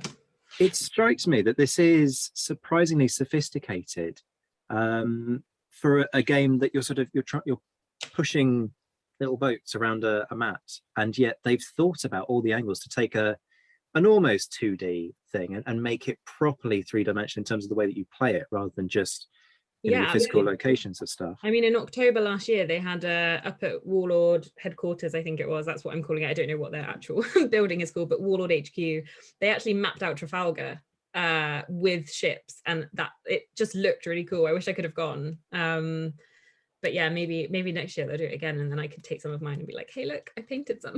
I'm so proud of myself. Can I just touch on the complexity element? Because you talked about it in your pitch there. They're tiny wee things, these boats. It's just, again, pity it's a radio show. Kate's holding one up to the camera. You've done an incredibly good job. I'm quite jealous of your ability to paint in straight lines, because I paint 1:72 scale aircraft, and I can't paint a straight line for toffee. And I get abuse from my other half about my inability to paint a straight line. Quite rightly so, I have to say. But with yours, you've got rigging involved as well. Yeah, it's incredibly detailed. It's actually, it's fairly accurate. Obviously, you can't have all of the rigging. I've seen some people that have put full working rigging, running rigging, everything, and I do not have the patience or the tweezers that are small enough, I think, to be able to do that. But you've got rat lines. I've seen people. So the ones that come with it are on a kind of plastic sheet, and you cut them out. But you can actually make your own using the thread. You can buy a little tool to make your own proper threaded rat lines if you want to, and they look incredible. How long does it take to put these together? You say, do you get people who just kind of turn up and they've stuck the masts in and they can't be bothered to paint it, and they just sort of slap it on the table and go, there you go, it's British, and that's as far as they've got with it? Is that allowed, or do you have to kind of show the due diligence and prep them at least halfway properly? Yeah, I mean, I've seen some people that have actually painted them, completed them as Rex, which is really clever, or with battle damage, which is really cool. I haven't quite got to that level where I can make my battle damage look good. It just looks like a mess. But yeah, you've got your color schemes, etc. But you've got pennants, and they come with so many different flags. Again, I'm showing you, but so many different flags and signal flags, and so you can basically create them and make them look almost how you want. You get a set of maybe, I think, 3 figureheads per ship, so you can pick which figurehead you want. You can pick which stern cabin you want. And you can pick the kind of sails you want, so slightly more weathered sails or not. It's really cool. I love it. I think it's great.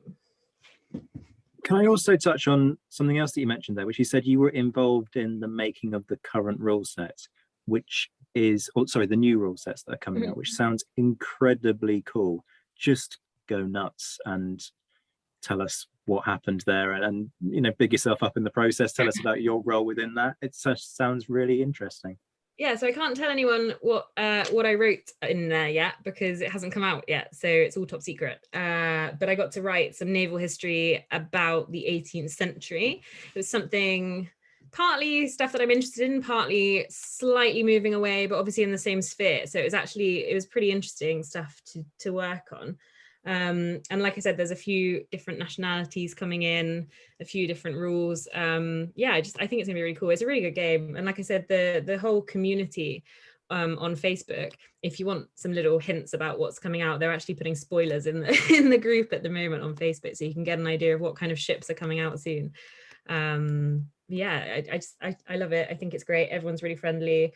The chap from Warlord who asked me to get involved is brilliant and is probably one of the friendliest people I've spoken to, and everyone's just been really supportive. I kind of had this thought that everyone would be like, oh, look at this girl trying to paint her little ships, and some people have done that, but not in that group. Everyone's been pretty friendly and nice, actually. I just made a few rude gestures at the camera at the suggestion that some people are turning around to you and saying, oh, we don't want girls coming in. I mean, what is this? Primary school? Girls coming in and playing a boys' game. They'll bring their girl jams. Get a grip. I'll make my naval history CV into a paper cannonball and throw it at their faces, and then they'll be all right. This sounds like a plan. Kate, thank you for that. That was really impassioned. So this is a genuine response this time, not a trolling response. Thank you for that, Kate. Apologies for the reprobates that I brought onto this show this afternoon who trolled you prior to your pitch. We're now going to go around the mob mentality. I'm just going to blame Conrad. It's all Conrad's fault. He's the ringleader. They've got to wash my hands of it. Blame Litterbox. I mean, blaming me is essentially a victimless crime. What am I meant to do as a podcast host and editor? Exercise editorial control, please. Have you heard previous episodes of this podcast? That never happens. It's called farming for content. Yes. Well, we've seen quite enough of that on Twitter in recent days, haven't we? Oh, good Lord. Let us move genuinely swiftly on. We're going to go around the room and do honourable mentions, or rather other recommendations, I think, in this case, rather than making a case for another one. If you've got somebody out there who, perhaps isn't that familiar, which is kind of the point of this month, Wargaming Month, to introduce people to a genre that perhaps they're not too familiar with, or for people like me who are sort of stuck in a little bit of a rut of Napoleon Total War, to encourage them to branch out into other genres and other types of games, what would you recommend for people in terms of, different stages in their interest? So perhaps it's for that person who's been doing this for years and actually wants to experience something new. What would you recommend to them? Or alternatively, if they're a newbie to this, what would you suggest to them? I'm going to make a recommendation which isn't actually a game mode per se, but it taps into the miniatures world. And it's a series of models by a company that I'm probably going to ruin the pronunciation here, but are called Italeri or Italeri. Italieri. Thank you. There you go. We've got a profession in the room. They focus on, well, the thing about Italieri is that they actually produce some of the best model plane kits that are out there on the market. And I genuinely do say that somebody who does Airfix and Revel and Tamea, the the Italieri. Thank you. Their kits. What a mistake to make. Their kits on another level in terms of just how well produced they are, and they are absolutely worth the extra bit of money. They also produce what they've kind of called a Waterloo-based series.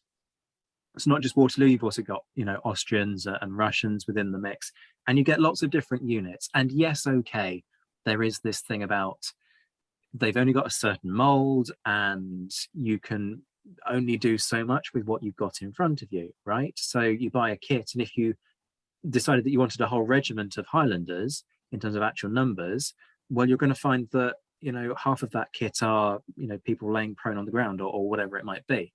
So yeah, sure, if you're depends what you're going for, but there are certain limitations. But in terms of quality and in terms of just the fun, if you don't want to actually play with these, if you would rather just have the model soldier as a model soldier, which is a thing in its own right, and just enjoy that as an entity, the kits are great. And there's lots of variety in there. You can get artillery pieces, lots of different cavalry regiments, infantry regiments, different nations, and you can be as specific or otherwise as you want to in terms of how you fine-tune the painting.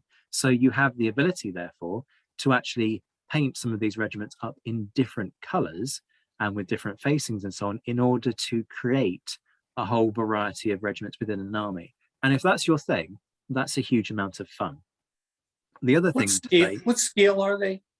So these are 1 to 70. I want to say they're 1 to 72. 172. Yeah. Thank you for confirming. And the point is, because they're 1 to 72, I think they're not quite, but they're the right size that you could feasibly use them in some games. At the risk of being slightly topical, there is a absolutely superb Ukrainian company called Strelets, which do a fantastic line of Napoleonic stuff in 1/72. And they also sort of aim at the wargamer market, because they have guys in marching. You'll get a whole box of guys marching. So if you're actually trying to put together a unit, they're quite good at that. Let us go to Josh now in terms of recommendations. Well, as we said, I mean, Napoleon Total War is pretty good entry-level stuff, to be honest. But if we're talking about games that get you interested in history, I certainly loved playing historically based video games when I was a kid. And these were games like some of the ones that that Slytherin used to do, like Spartan, which was like, it's like sort of the Empire city building kind of ones. They had a pretty limited battle engine, but it was really quite immersive. And let me see, there was actually literally there was a Waterloo game that was done, and I don't remember who did it, but it was quite a lot of fun. And it was quite detailed in terms of like the at least, I mean, it was stylized, but it was quite detailed in the map and the commanders and generals and regiments and everything like that. They'd put a lot of work into it. That was quite a lot of fun. Unfortunately, I can't remember the details, but that was quite a lot of fun as well. I think actually that what is missing that I would, so what I'm going to recommend is one that I was introduced to 2 weeks ago, which is about the American Civil War. But I'm going to tie this in. I'm going to tie this in. Dragging us into the center of the 19th century. I know. What do you think this is, man? Well, there was a man that they called the Little Napoleon, and they all thought they were Napoleon, so that's my excuse. It's called Battle Cry of Freedom. It's a first-person shooter style game, which is very, very centered on multiplayer. However, with the codicil, that it has a mode in it where you command a regiment up to a regiment of AI bots, and you can get them to advance and fire and load and move around and change formations and stuff like that. Now, that is the kind of game I would love to recommend for the Napoleonic Wars, but there is not one.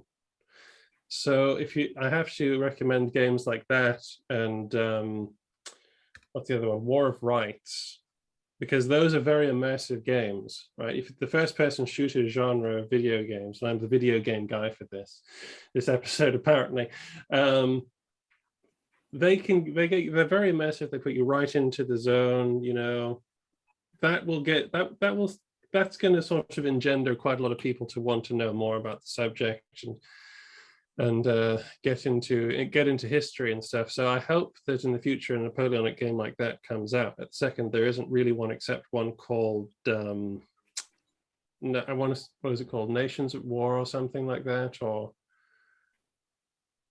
but it's Nations at War. I think there's one called Battle Lines as well. I think could be, or maybe Nations at War Battle Lines. Yeah, that could be it. But it's not of the same kind of level as these American Civil War ones, because the market for the American Civil War is much bigger. My point is that if you want to get into military history generally, play a game like that, or one of the Total War ones, because they own the market on it. And I would love somebody to do an 18th century one. Would be amazing if they did the 18th century. Forget the Napoleonic Wars. If they did the 18th century, that would be amazing. But I would love for a game like that to come out, where you're put in charge of, like, right into the battlefield, where you can only see as far as a person could see, and you know, with those type of rules in a video game, that would be a lot of fun. Okay. Moving on, Ed, your recommendation? I'm going to go a little sideways here, but with this crowd, that's probably expected. I think it's less important the game you choose than the people you choose to play it with. Ooh, nice comment. I would love to play games with everybody in this room right now. I would be enthralled to come and make use of all those miniatures and play with you guys, and because of your knowledge and your background. I've experienced many of my friends who I try to bring into, and they're willing to play something like Command and Colors, which is a very popular game, but it's very simplistic. And they never read a book about Napoleon before they played the game, and they never read a book about Napoleonic tactics after they played the game. They just want to set up some things, roll some dice, and go home. I find that very frustrating. I was lucky back in the day to have Mike, where we delved into the mechanics of trying to struggle through what was in a book, how much was in that book reflected our reality. It was obviously a long-term growth process. And then what game did we find that seemed to reflect that those historical things that Josh talked about to get you historical results.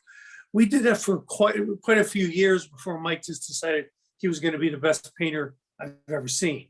And I just went the other way. But I've only right now probably, and I would like to call these people in the room here friends now.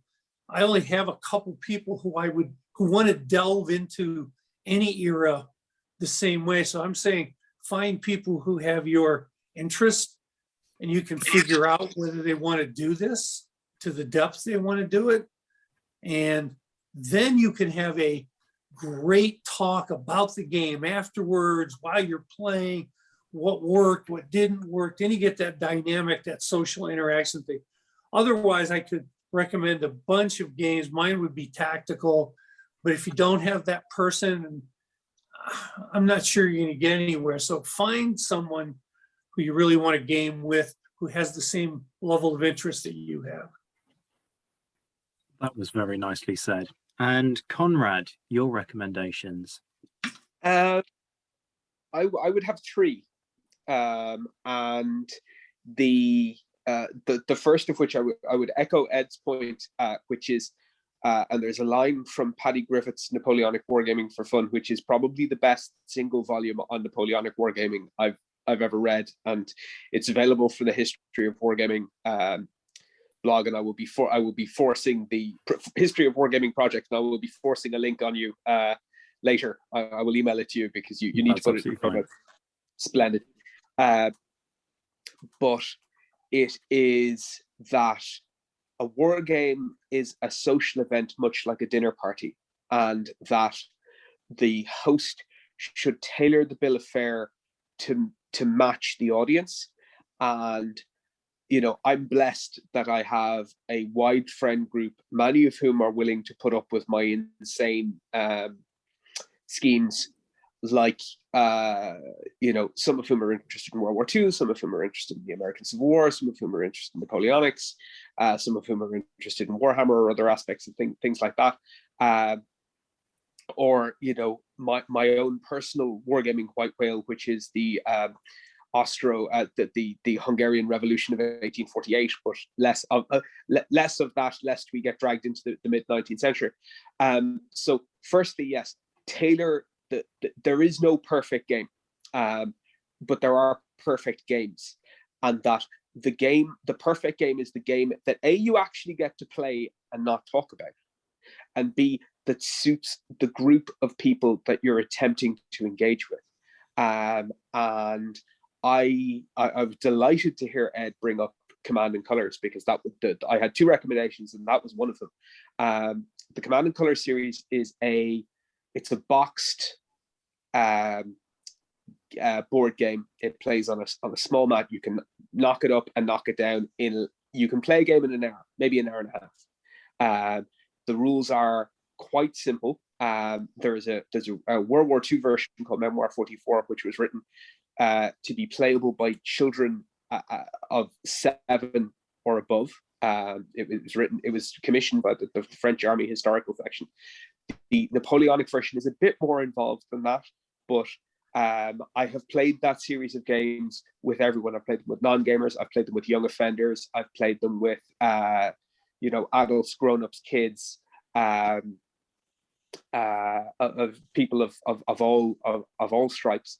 And because it's quite accessible in that you can open this box up, and within sort of 20 minutes of opening the box up, you can have something that looks almost but not quite exactly like the Battle of Wagram, and grapple with some of the tactical problems that you have. Like the Battle of the Coa, for example, is one scenario that's in the basic box. The initial box covers the Peninsular War. The box after that covers the Russian campaign, and then the box after is an Austrian box and a Prussian box, and so on. Where I think the game really shines is in a variant called Epic, where you put 2 boards together and you play as a team with 3 generals on each side and 1 commander in chief. And that is, we've done Borodino using that format with 8 total players, so 4 players aside.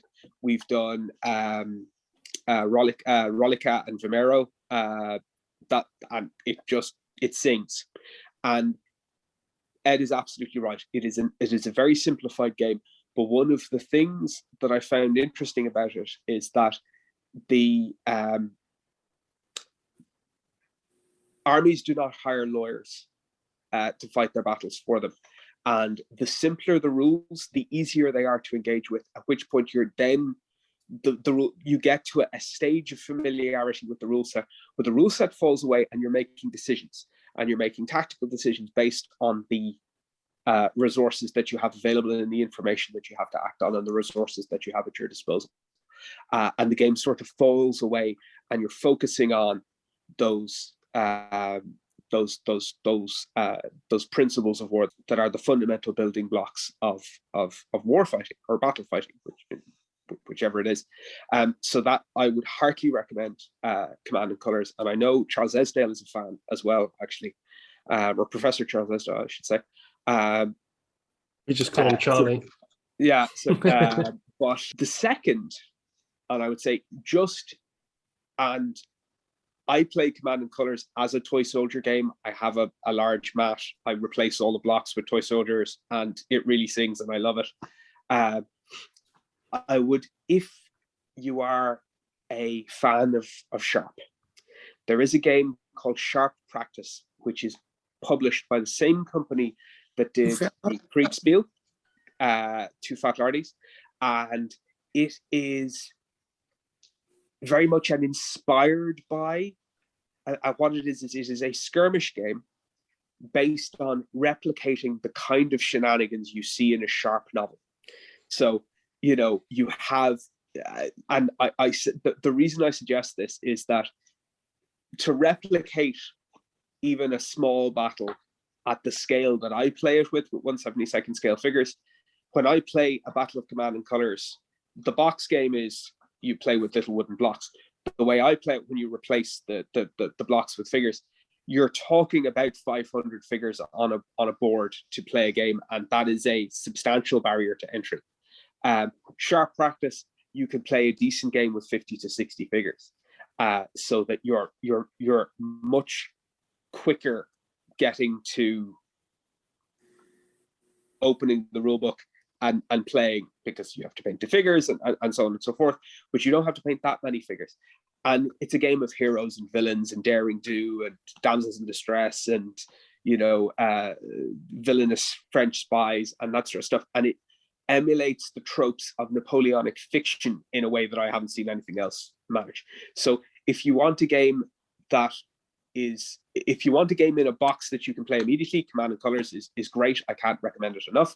And Sharp Practice, if you want, I adhere to something I call the pint principle in terms of war games, which is, despite being a limp-wristed Frenchman who doesn't drink pints, which I say that I'm disgracing the name of Irishman.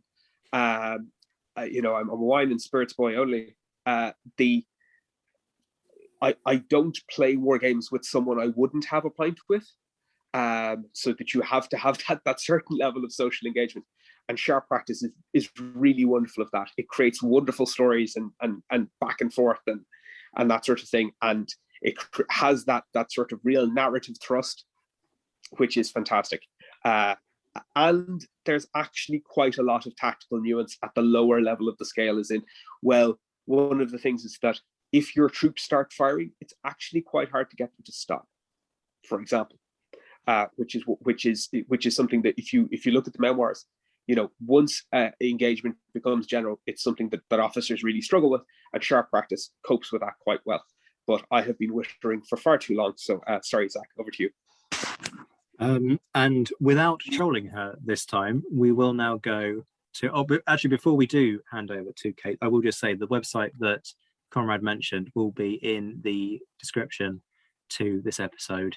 Have a little look in there, you'll find the link. And then finally, for our roundup of kind of suggestions or recommendations or even just kind of honorable mentions for the future, Kate, what about you? Have you got any kind of tips for people who either want to get involved, or any suggestions about other games or other ways that they can find their way into this? I mean, for me, I got involved because, so one of my friends paints Star Wars Legion models, which is obviously completely different. And he was painting and it just looked really cool. And I kind of got into, I thought I'd try it. So I just bought myself a set and some paints during lockdown, and just kind of got stuck in, and I've improved since then, thankfully. If you look at the first ship compared to the ship now, there is a remarkable difference. But yeah, I mean, I would just say get stuck in. Warlord do some really good sort of what I call sort of smaller sets, I guess, like introductory kind of sets. The Master and Commander one's great, comes with a good mix of ships. Yeah, I think it's great. I would just say get stuck in, really. And if you're going to play Black Seas, then join the Facebook group, because you can get ideas for your color schemes or anything, really. Everyone's really helpful and friendly. And that wraps up today's episode. It's been a heck of a lot of fun. Thank you all for joining me. You will find many of these folks on Twitter. I will put their Twitter handles in the description. As I said a few moments ago, Conrad mentioned a website which you can use to try and find out a little bit more on in terms of how you can get into wargaming. So do have a little look at that if you're interested in going further. But Josh, Conrad, Ed, and Kate, thank you all so much for your time this evening. Thank you. Thank you. Gracias.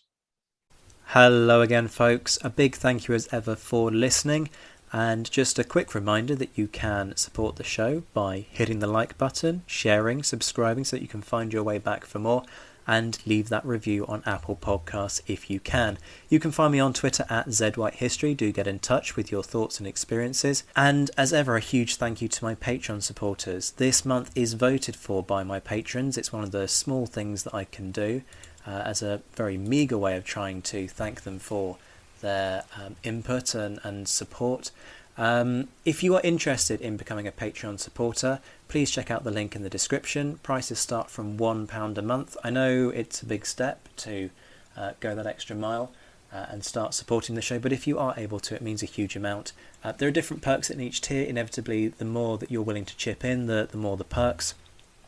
The voting rights start at the Commander tier, and the idea is that every few months there is a vote on what the next theme will be, and then I produce an intense month's worth of content where I more or less double the output of the show to give you a really deep dive into that particular area. There are other perks in other tiers, including being able to request specific episodes on a topic that matters to you, and even one-to-one meetings with me. If all of that's not for you, and believe me, I completely understand that a regular subscription isn't people's thing, then there is another way. So you can leave one-off tips via Ko-fi, and the amount is completely up to you. Anything from, 5p all the way up to, well, whatever you feel the episode and the series is worth. I know it's a big ask, but bear in mind that it is through the tips and the subscriptions that this show keeps going. There are obviously overheads for production. There are all kinds of things, new equipment that's needed, and so on and so forth. And if I'm going to diversify, which is the aim, and to bring you content, particularly from battlefields, I do need your support. It's worth saying that, all of this is done in effect for free. I'm very pleased about the fact that there is no paywall behind it. So those of you who are able to dig into your pockets and show your appreciation in a financial manner, it does mean a huge amount, and it does mean that I can plan for what will hopefully in time be a very exciting future for the show. A big thank you as ever to my Patreon supporters, my Emperor level patrons Mark Stoos, JC Kaiser and Todd and Laird Campbell, my Marshal patrons Matt Bone and Marcus Cribb, my Commander patrons Ger Brown, Liam Telfer, Jane Davis, Bob Burnham and Michael Guest, my Mentioned in Dispatches Plus patron Noah Fink, and my Mentioned in Dispatches patrons Alexandra Leon, Alistair Campbell-Grieve, Andy Meakin, Beatrice de Graaf, Brendan Teeling, Colin Fieldhouse, Ed Coss, Bruins Girl, Gareth Copeland, Jeff Maple, Hugh Brennan, Indiana Fats, James Bevan, Jim Deary, Jim Getz, John Haynes, Josh Keeney, Lucy Tatner, Lynn Dawson, Mark Dewhurst, Mark Anscombe, Rob Griffith, Rory Muir, Ross Flowers, Ryan Diamond, Rob Coquelin, and Stephen Coulson. So, what can you expect over the course of Wargaming Month? But we're going to explore all kinds of wargaming genres. We're going to look at board games, we're going to look at miniatures, we're going to look at the way in which tabletops work, we're going to look at the computer game as a genre, and look at the strengths and limitations of a specific example there. It's worth saying that the computer game stuff is over on the YouTube channel. There is an apology in advance about the quality of the content of the recording for that. There was a big issue with lag over the course of that recording, and it couldn't be shot twice. We'd already spent about 4 hours of work on it, just in terms of recording, by the point that we got a final product on that. But the conversation that's tied into that will hopefully kind of spark your interest, and you'll at least be able to get an idea of some of the things that we're talking about, even though the footage is painfully jumpy. So do head over to the Napoleonicist YouTube channel for that. So lots for you to look forward to. I'll be back very soon, but until then, I'm Zach White. This has been the Napoleonicist. Take care of yourselves, my friends. Stay well, stay safe. And as always, thank you for listening.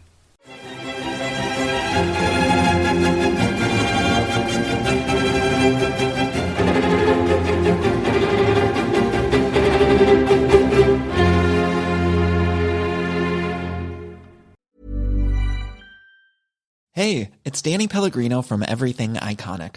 Ready to upgrade your style game without blowing your budget? Check out Quince. They've got all the good stuff, shirts and polos, activewear, and fine leather goods, all at 50 to 80% less than other high-end brands. And the best part? They're all about safe, ethical, and responsible manufacturing. Get that luxury vibe without the luxury price tag. Hit up quince.com/upgrade for free shipping and 365-day returns on your next order. That's quince.com/upgrade.